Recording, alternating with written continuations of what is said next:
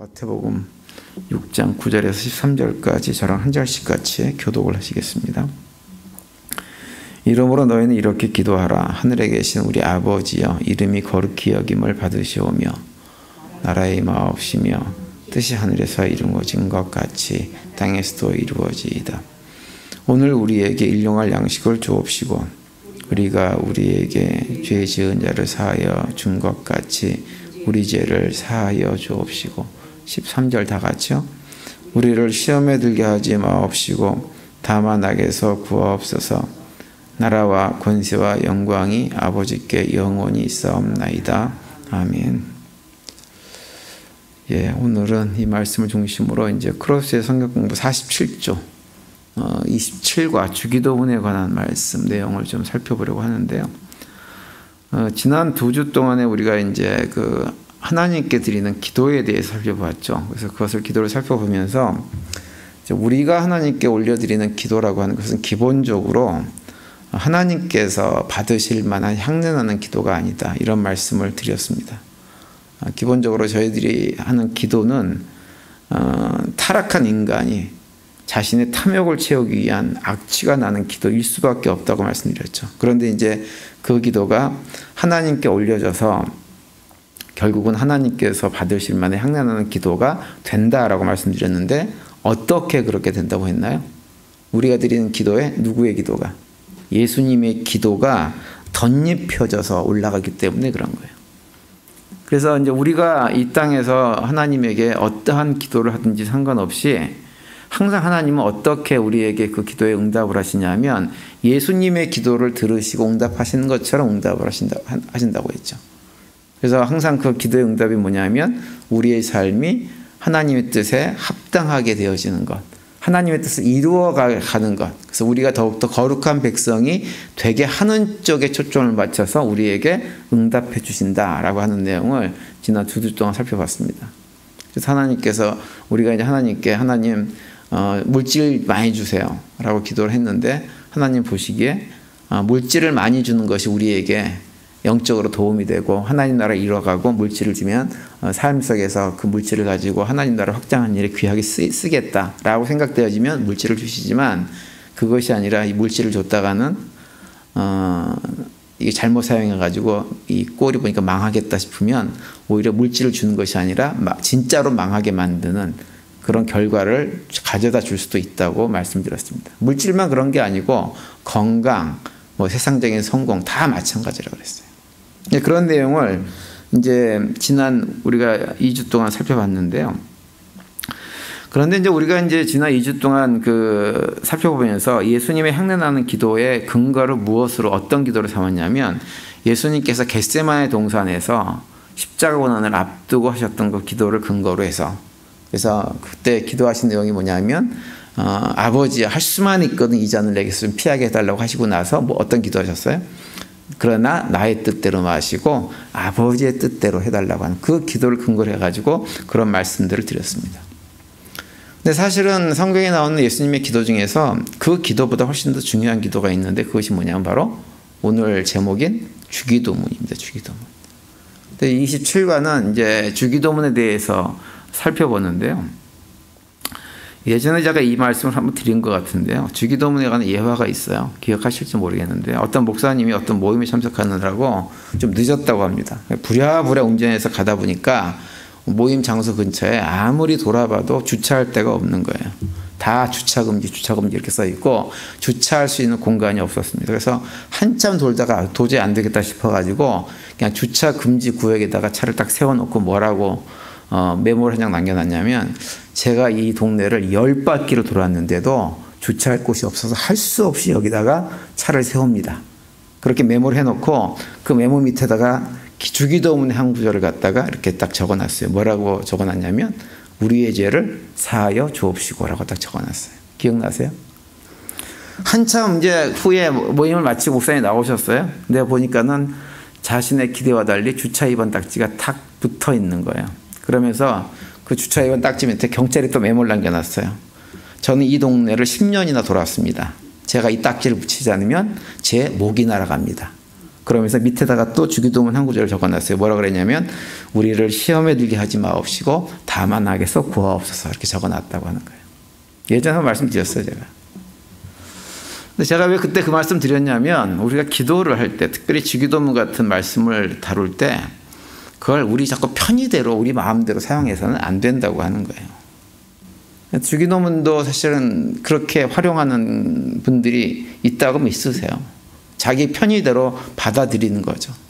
근데 그렇게 해서는 안 되고 우리가 주기도문의 내용을 깊이 상고해서 그 의미가 진짜 무엇인지를 알아야 되는데요. 이 크로스웨이를 만드신 헨리 목사님은 주기도문을 뭐라고 표현하냐면 그리스도인의 전투다 이렇게 얘기를 해주고 있어요. 무슨 얘기냐면 우리 그리스도인들이 영적인 싸움을 사단과 싸우고 하다가 어느 순간에 너무 지쳐있을 때 힘을 얻고 싶은데 그때 힘을 얻고자 할 때 간단하게 기도하고 힘을 얻을 수 있는 기도가 무엇이냐? 주기도문이라고 하는 거예요. 그러니까 우리가 정말 신앙생활을 하면서 도저히 기도할 수 없을 때 하나님께 주기도문 드리면 그 주기도문을 통해서 우리가 힘을 얻고 다시 일어날 수 있는 것이 될 수 있다고 하는 거죠. 그런 의미로 이제 헨리 목사님은 이 과를 준비해서 설명을 해주고 있습니다. 이 주기도문에 관한 그림은 한 개뿐이 없어요. 오늘 제가 이미 카톡으로 알려드린 대로 한 개뿐이 없는데 이 그림이에요. 제목이 이제 그리스도인의 전투라고 하는 제목입니다. 근데 이 그림에 보면 위아래 이제 두 개의 그림이 그려져 있는데요. 위에 있는 그림은 뭐냐면 우리 하나님 백성들의 삶의 모습을 그려놓은 거고요. 아래 그림은 사단을 섬기는 세상에 속한 사람들의 삶을 그려놓은 거예요. 그래서 이제 먼저 위에 그림을 보시면 이렇게 돼 있죠.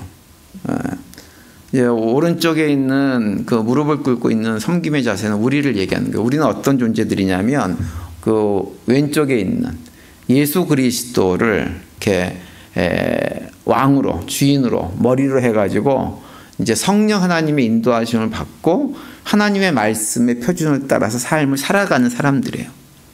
그러면서 왕이신 하나님을 예배하고 경배하는 그러한 모습으로 살아가는 것이 우리 믿음의 성도들이라고 하는 거죠. 반면에 세상에 속한 사람들은 어떤 삶을 사냐면 이렇게 살아갑니다. 이런 그림으로 살아가요. 그 왼쪽에 있는 노란 바탕 위에 왼쪽 구석에 있는 것은 뭐예요? 사단이 그려져 있죠. 그죠? 사단이 지배하는 세상에서 어떠한 걸 추구하고 살아가냐면 가운데 아마 잘 안 보이실 수 있는데 빨간색으로 뭐라고 써 있냐면 힘, 지위, 이익, 쾌락 이렇게 써 있어요. 그런 것들을 추구하면서 살아가는 거예요. 그러면서 어떤 생각을 하냐면 자신의 선한 행실, 윤리나 도덕을 의지하면서 살아가요. 그래서 그것을 잘 행함으로 해서 내 스스로 의롭게 될 수 있다고 생각을 하는 거예요. 그 오른쪽 노란색 오른쪽 끝에 있는 그 심장 마크하고 십계명 돌파는 그걸 의미해서 그려놓은 거예요. 철저하게 자기 의를 자기가 세우는 거죠. 그러면서 이제 오른쪽으로 넘어오면 하나님을 왕으로 섬기지 않습니다. 그리고 자기 자신만 사랑해요. 그래서 하나님을 예배하지 않아요. 사단은 자꾸 우리로 하여금 세상 사람들로 하여금 이러한 삶을 살아가도록 자꾸 도전하고 미혹해서 이러한 삶을 살아가는 것이 그래서 세상에서 힘을 얻고 지위를 얻고 이익을 많이 얻고 쾌락을 즐기며 살아가는 것이 잘 사는 삶이고 성공한 삶인 것처럼 자꾸 우리를 부추긴다고 하는 거죠. 그래서 실제로 세상 사람들은 그런 목적으로 삶을 살아갑니다. 이제 이러다 보니까 원 그림을 다시 보시면 위에 있는 우리 크리스찬들이 살아가는 삶의 방식하고 아래에 있는 세상에 속한 사람들과의 이 삶의 방식 사이에서 우리는 끊임없이 영적인 전투를 할 수밖에 없는 거예요. 왜냐하면 우리도 사실은 이 육신 자체가 타락한 본성을 가진 존재이기 때문에 자꾸 아래의 삶을 살도록 미혹을 받을 수밖에 없는 존재입니다. 누구랑 싸우는 게 아니야. 제3자랑 밖에는 누구랑 싸우는 게 아니라 나 자신과 싸움이에요. 하나님 백성으로 삶을 살아갈지 아니면 사단의 종으로 살아갈지 그래서 세상의 어떤 쾌락이나 이익이나 물질이나 힘을 얻을 걸 추구하고 살아갈지 이 싸움이 우리 안에 끊임없이 있는 거예요. 그럴 때 이제 이런 싸움 속에서 우리들이 영적인 전투를 할 수밖에 없는데, 이런 전투를 할 때 우리에게 거듭거듭 반복해서 힘을 주는 기도가 무엇이냐? 바로 주기도문이라고 하는 거죠. 주기도문. 그래서 주기도문은 헨리 멘트 목사님이 얘기하는 대로 그리스도인의 전투, 그 가운데서 행하는 외침이 바로 주기도문이다라고 하는 거예요. 그래서 오늘 이제 우리가 저녁에 본 본문 말씀, 마태복음 6장 말씀이 이제 주기도문에 관한 말씀인데요. 거기 보면 7가지 외침이 있어요. 7가지 외침. 7가지 외침이 있는데, 그 외침을 하기 전에 예수님께서 먼저 그 외침을 누구에게 해야 될 것인지를 먼저 언급합니다. 주기도문을 보시면 이렇게 되어 있어요. 시작이 어떻게 되어 있어요? 하늘에 계신 우리 아버지, 이렇게 되어 있죠. 여기서 아버지라고 할 때 이 아버지라고 하는 헬라어가 파테르라고 하는 말이에요. 그런데 이 파테르라고 하는 단어는 그냥 아빠라고 하는 거예요. 그러니까는 우리가 어른들이 부모님을 얘기할 때 아버님, 어머님 할 때 이렇게 좀 존칭해서 부르잖아요. 이런 것이 아니고 아주 어린 아이들이 아빠를 부를 때, 자기 아버지를 부를 때 아빠라고 하는 것처럼 그렇게 부르라고 지금 예수님께서 제자들에게 가르쳐 주는 거예요. 당시 유대인들은 하나님을 아빠라고 부르는 걸 생각을 못했습니다. 감히. 높고 높은 존귀하신 하나님을 감히 아빠라고 부를 수 있는 사람은 아무도 없었어요. 그런데 예수님께서 하나님을 아빠라고 불러라 이렇게 말씀하셨어요. 이 얘기는 뭐냐면, 우리가 하나님께 기도를 할 때 마치 어린아이들이 아빠 부르듯 하라고 하는 얘기예요. 다시 얘기하면 당시 바리새인 같은 사람들이 종교적으로 포장을 해가지고 그럴듯하게 폼 잡고 기도하는 그것이 아니라, 어린아이들이 아빠에게 뭔가를 요구할 때, 원할 때, 아빠를 부를 때 그런 마음으로 하나님 앞에 서서 기도하라고 하는 거죠. 왜냐하면 제가 여러 번 이 얘기도 말씀드렸지만, 우리가 아무리 감추고 포장을 해도요, 하나님은 우리 속을 어떻게 아세요? 다 아세요. 다 아시는데 다 아시는 분한테 감출 게 뭐가 있냐고요. 나를 몰라서 감추면 감출 수 있는 대상한테는 뭐 감출 수 있죠. 포장할 수 있죠. 근데 이미 그분은 우리를 너무 잘 아세요. 그러니까 하나님한테 기도할 때는 내가 뭔가를 감추고 그렇게 할 필요가 없다고 하는 거예요. 그냥 내 속에 있는 거 그대로 다 얘기해도 하나님은 아무렇지도 않으신 분이세요. 왜 그러냐면 그분은 우리의 아빠이기 때문에 그래요. 그래서 요한일서 3장 1절에 보면 이렇게 우리에게 말씀을 해주고 있어요. 보라, 아버지께서 어떠한 사랑을 우리에게 베푸사 하나님의 자녀라 일컬음을 받게 하셨는가. 우리가 그러하도다. 그러므로 세상이 우리를 알지 못하면 그를 알지 못함이라, 이렇게 말씀합니다. 이 요한일서 3장 1절 말씀은 핵심이 뭐냐면, 우리는 하나님께서 어떠한 사랑, 이 어떠한 사랑이라고 하는 것은 다시 얘기하면 말로 다 할 수 없는 사랑을 받는 존재라고 하는 것을 상기시켜주고 있는 거예요. 우린 그런 존재라고 하는 거죠. 그러니까 우리가 그렇게 하나님께 사랑받는 존재라는 사실을 기억하고 하나님을 부를 때 아빠 이렇게 부르라고 하는 거죠. 예수님 얘기는. 우리가 신앙생활 하면서도 그렇고 인생을 살아가면서도 그렇고 크리스찬임에도 불구하고 좀 당당하고 이러질 못하고 자꾸 약해지고 좀 쪼그라들고 어떻게 보면 찌질하게 보이는 이런 모습을 자꾸 보이는 이유는 뭐냐면, 우리가 누구인지 잘 몰라서 그래요. 우리가 얼마만큼 당당할 수 있는 존재인지. 왜 당당해요? 천지만물을 창조하신 하나님께서 우리의 누구예요? 아빠이기 때문에 그래요. 아빠이기 때문에. 그걸 잊지 말고 살아야 됩니다. 그래서 우리 교회 성도님들이 그런 당당함이 있었으면 좋겠어요. 과거에 우리의 모습이 어땠든지 상관없어요. 그리고 지금의 내 모습도 어땠든지 상관없어요. 다 우린 연약하기 때문에요. 장점도 있고 단점도 있어요. 그것뿐이에요. 근데 더 중요한 건 뭐냐면, 내가 가진 장점과 단점보다 훨씬 중요한 건 뭐냐면, 우리 모두는 천지만물을 창조하신 하나님의 사랑받는 자녀라는 사실을 잊지 말아야 됩니다. 그걸 가지고 품고 있으면 어떤 경우에도 우리는 당당할 수 있어요. 그 당당함을 가지고 사실 수 있기를 바랍니다. 그러면서 이렇게 하나님을 아빠라고 부르라고 하시면서 아빠에게 7가지를 외치라고 하는데, 첫 번째 외침이 뭐냐면 이거예요. 뭐예요? 이름이 거룩히 여김을 받으시오며 라고 되어 있어요. 다시 말하면 하나님의 이름이 거룩하게 되기를 원합니다. 이렇게 고백하라고 하는 거예요. 그런데 이제 여기서 생각할 게 뭐냐면 우리가 기도할 때 하나님의 이름이 거룩하게 되기를 원합니다라고 하는데 우리가 그렇게 말만 그렇게 하고 실제로 그렇게 하나님에게 못해드리면 어떻게 하나라 생각할 수 있잖아요. 근데 여기서 우리의 어떤 행위를 통해서 하나님의 이름이 거룩하게 되기를 원하는 어떤 것을 추구하라는 얘기는 아닙니다. 우리가 기억해야 될 것은 우리가 이 땅에서 아무리 뭐 대단한 일을 해도요, 그 대단한 우리가 어떤 행위가 하나님의 거룩을 조금이라도 더 많게 만들 수 없어요. 왜냐하면 하나님의 거룩은 우리가 상상하는 것보다 훨씬 크고 넓고 깊기 때문에 우리의 어떤 행위를 통해서 하나님의 거룩이 더 크게 이렇게 보여지는 것이 결코 아니에요. 그래서 우리는 그런 생각은 하지 말아야 돼요. 거룩이라고 하는 말이 여러분 무슨 말이라 그랬죠? 거룩은 구별됨이에요. 구별됨. 그래서 하나님의 이름이 거룩히 여기를 받으시오매라고 하는 것은 뭐냐면 사실은 내가 무엇을 해서 하나님을 더 거룩하게 만들어 드리겠습니다 라고 하는 얘기가 아니라 이 얘기는 뭐냐면 하나님 내가 구별된 삶을 살겠습니다 라고 하는 고백이에요.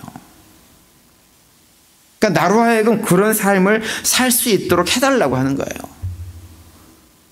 내 안에 있는 내 진짜 모습, 내 타락한 내 모습은 어떠냐면 끊임없이 우상을 만들어가지고 그 우상을 통해서 내 욕망을 채우는 삶을 내가 살고 싶은 것이 내 속에 있는데 하나님 그거 말고 하나님께서 나를 만드신 존재인 걸 늘 기억하면서 하나님께서 만드신 존재로서의 삶을 내가 살아가게 해달라고 하는 거죠. 그래서 내 안에 있는 타락한 육신이 이끄는 자꾸 나의 가짜의 삶을 살는 것이 아니라 하나님께서 본래 날 만들어서 피조물로 만들어서 제가 지난 주일날도 말씀드렸지만 피조물의 자리에 앉아서 하나님을 온전히 예배하고 찬양하고 경배하는 삶, 그리고 내가 하나님께서 맡겨준 사명들을 감당하면서 그 일에 충성을 다하는 그런 삶으로 해서 내가 하나님의 자녀임을, 하나님께서 만드신 피조물임이 드러나도록 나를 만들어 주시옵소서라고 하는 기도가 이름이 거룩히 여김을 받으시오며 라고 할 때 기도에서 고백되어지는 기도의 내용인 것입니다.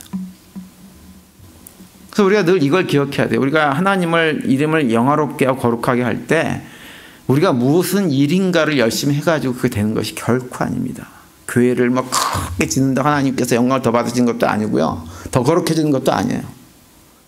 우리가 하나님의 이름을 영화롭게 하고 하나님의 이름이 거룩하게 되게 만들 수 있는 유일한 길은 뭐냐면 우리의 삶이 거룩한 삶을 그냥 살아가는 거예요. 그러한 삶을 살겠다고 고백하는 것이 이름이 거룩히 여김을 받으시오며 라고 할 때 기도의 내용입니다. 그래서 두 번째로 이제 또 하는 외침이 뭐냐면 나라가 임하옵시며라고 되어 있죠. 나라가 임하옵시며. 나라가 임하옵시며라고 하는 것은 앞에서 했던 하나님의 이름이 거룩히 여김을 받으시오며라고 하는 것과 거의 같은 맥락이에요. 그러니까 하나님께서 나의 왕으로 하나님의 나라가 내 삶 속에서 이루어지게 해달라고 하는 기도죠. 왜냐하면 세상 사람들은 다 누구 나라를 만들려고 하냐면 자기 자신의 나라, 세계를 만들려고 합니다. 세상 사람들이 생각하는 방식이에요. 그래서 자기 주장, 자기 논리, 자기 가치관, 자기 취향으로 채워진 세계를 만들어내는 것, 그리고 그렇게 살 때 잘 산다고 생각을 합니다. 세상 사람들은. 근데 우리 하나님 백성들은 그게 아니라고 고백하는 사람들이에요. 그게 아니고 내가 생각했을 때 좋은 것, 내가 생각할 때 옳은 것, 내가 생각할 때 훌륭한 것을 추구하고 살아가는 것이 아니라 하나님이 보시기에 옳은 것, 하나님 보시기에 훌륭한 것, 하나님 보시기에 성공한 것, 이것을 붙들고 살아가는 삶. 그래서 내 삶의 가운데 내 뜻이 아닌 하나님의 뜻이 온전히 이루어지는 그러한 삶을 살게 해달라고, 그러한 나라가 내 삶 속에 이루어지게 해달라고 하는 기도인 것입니다. 근데 사단은 끊임없이 우리로 하여금 아니야. 너의 나라를 이루어. 너가 주인이고 너가 왕이야. 너의 인생은 너의 것이야. 계속해서 그렇게 요구를 하죠. 그런데 뭐 이렇게 그렇게 사는 사람들 주변에 보면 삶이 편안하신 분이 별로 없으세요. 그래서 그런 분들을 보면서 느끼는 게 뭐냐면 내가 자꾸 내 나라를 만들려고 할수록 우리의 삶은 결국은 지옥될 수밖에 없다라고 하는 거예요. 그래서 그런 삶을 거부해야 돼요. 내 나라가 아닌 하나님의 나라를 소망하면서 철저히 나 자신을 부인하고 예수님을 따라서 내 삶 속에 온전히 하나님의 뜻만이 이루어지는 나라를 소망하며 살려고 하는 거죠. 그러면서 이제 세 번째 외침이 연결되어 가지고 이렇게 외치죠. 뜻이 하늘에서 이루어진 것 같이 땅에서도 이루어지이다. 이렇게 되어 있어요. 그러니까 하나님의 나라는 하나님의 뜻이 이루어지는 것이죠. 그것이 이루어지게 해달라고 하는 거예요. 구체적으로 얘기하는 겁니다. 그러니까 여기서 하늘에서라고 할 때 하늘은 공중을 말하는 게 아니에요. 하나님의 나라를 말하는 거예요. 하나님의 나라는 이미 완성이 돼 있어요. 이미 창조 때 하나님의 나라는 이미 완성이 돼 있습니다.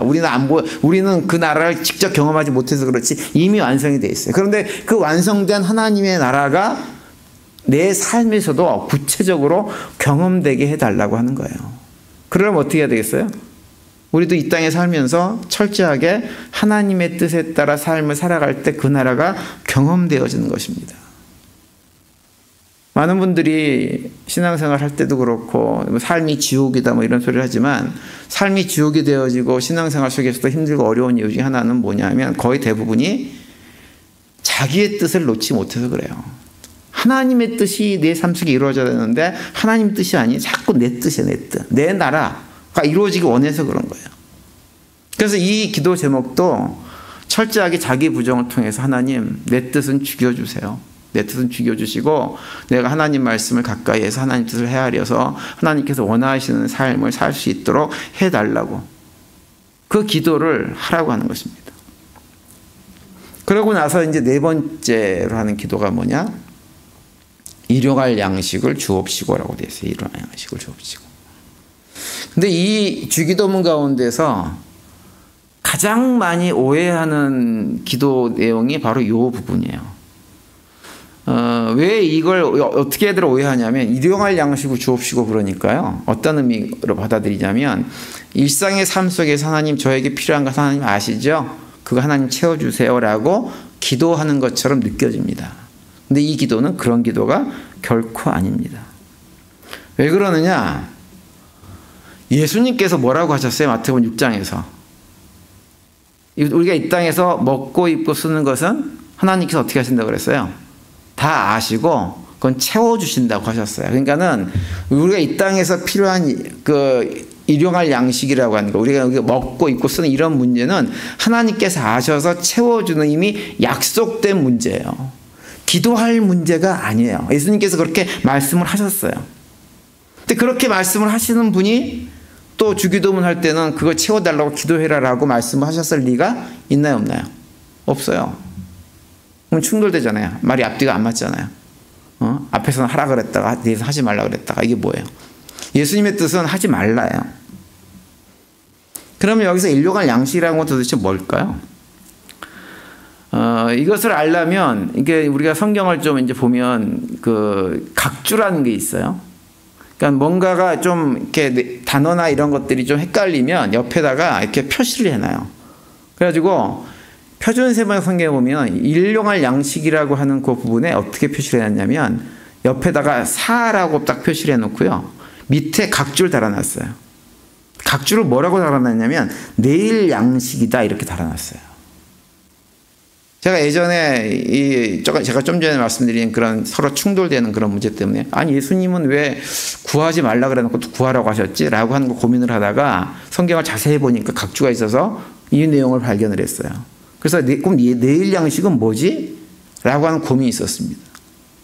그래서 이 내일 양식을 찾아봤어요. 그랬더니 이 내일 양식은 뭐냐면 출애굽기 16장에서 하나님께서 출애굽한 이스라엘 백성들에게 만나를 주시는 장면에서 언급된 것이 내일 양식이에요.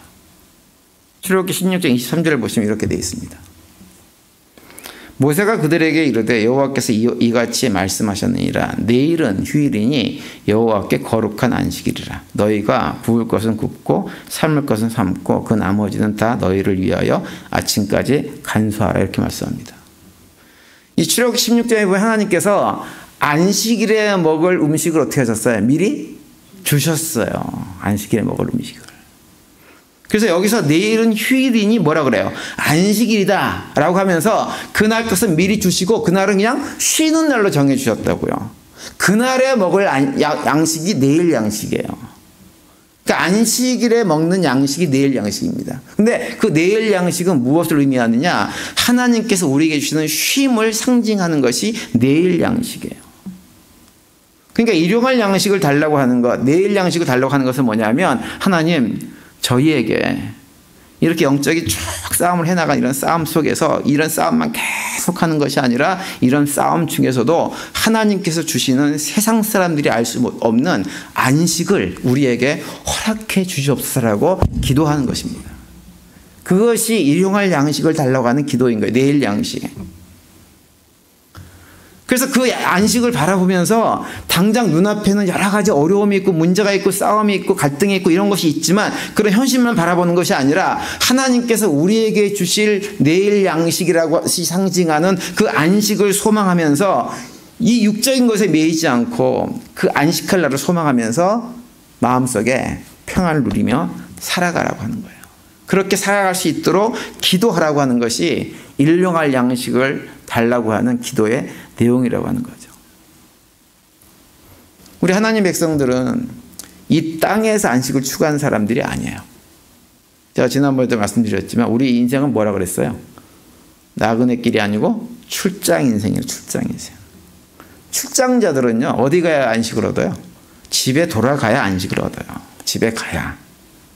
믿음의 성도들은 그 안식을 소망하며 살아가는 사람들입니다. 그래서 이 땅에서 안식이 아닌 나중에 아버지 집에 가서 아버지와 함께 누릴 그 안식을 소망하면서 이 땅에서는 영적 전쟁을 열심히 감당하는 거예요. 그러면서도 그 아버지 집에 돌아가는 그것 때문에 마음속에 이 땅에서도 안식을 동시에 누리며 살아가는 사람들이 우리 믿음의 성도들인 것입니다.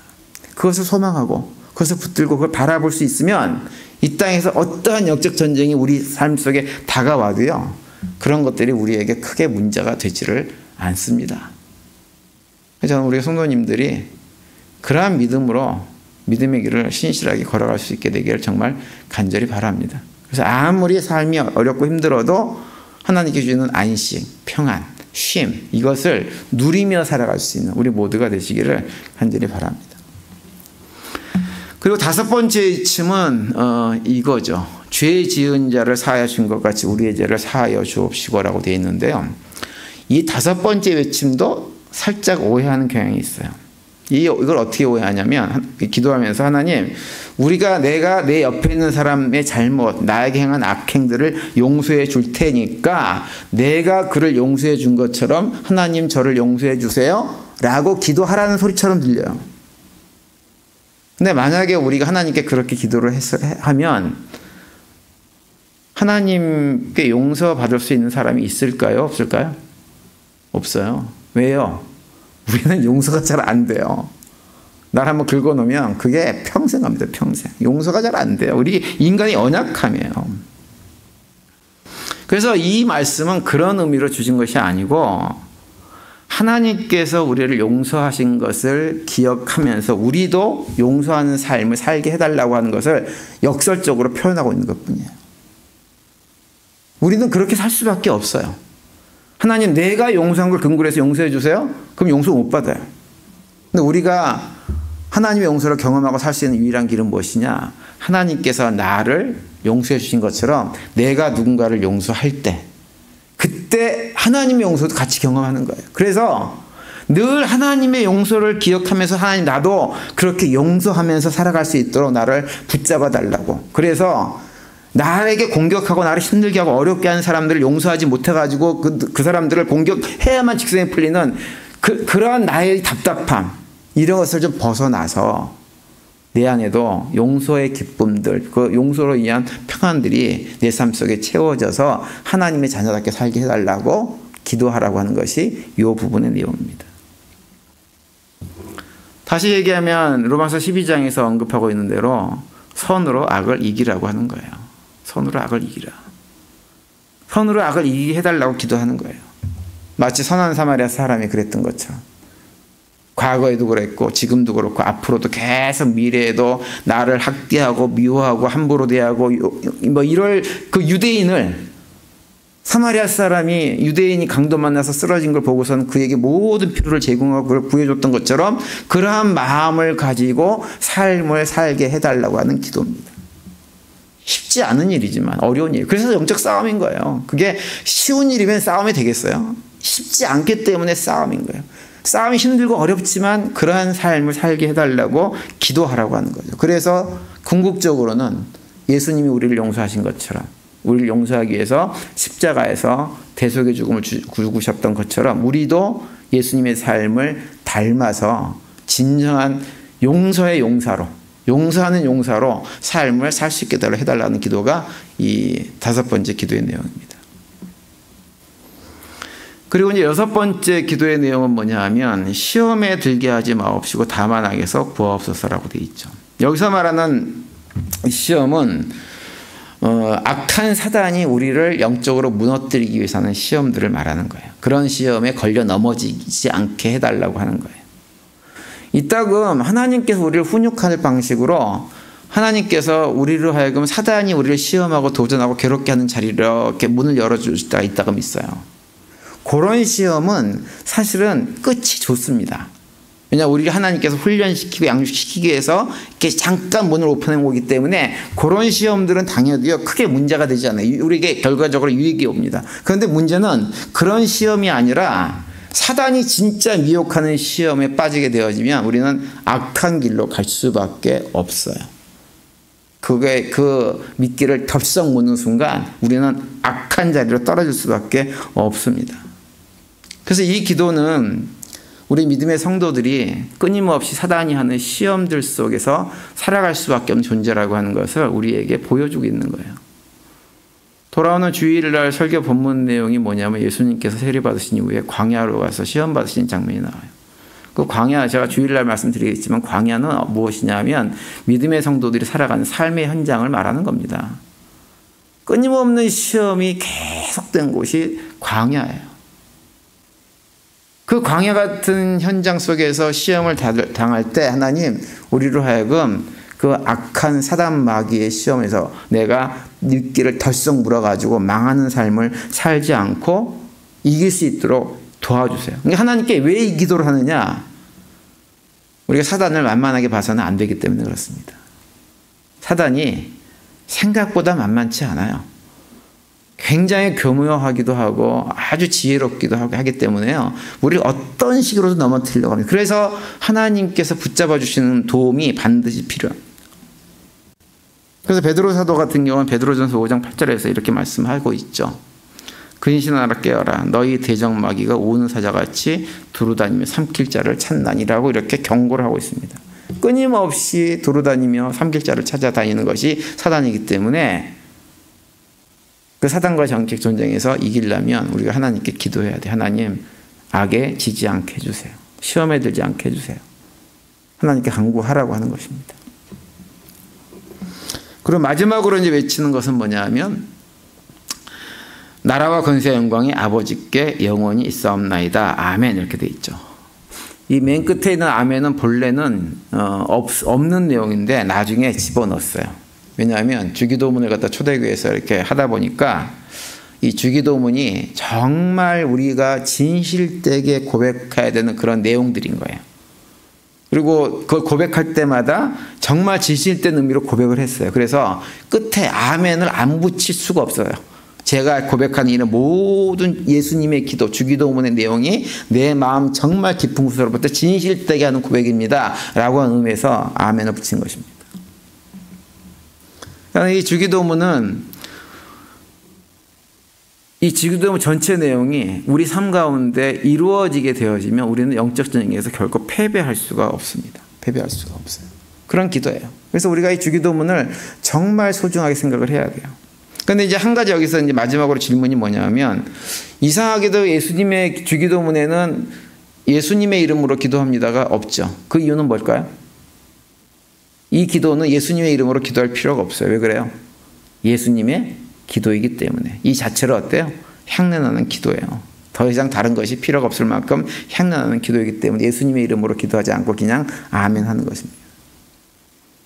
우리 성도님들이 주기도문을 하실 때 이런 것들을 기억하시면서 주기도문을 하셨으면 좋겠어요. 그래서 주기도문을 하실 때마다 이것이 정말 우리가 영적 전투를 해 나갈 때 힘을 얻고 늘 마음을 새롭게 하고 결단하고 다짐하고 하나님의 도우심을 그래서 그 가운데서 경험하고 누리고 그렇게 살아가는 수단으로 주기도문을 잘 활용할 수 있게 되기를 간절히 바랍니다. 남은 한 주간도 또 주님께서 우리에게 주시는 공급해 주신 힘과 능력으로 믿음으로 승리하는 삶을 살아갈 수 있게 되기를 바라고요. 그 가운데 주님께 주신 평강이 우리 삶에 넘치는 복된 남은 한 주가 되시기를 간절히 축원을 드립니다.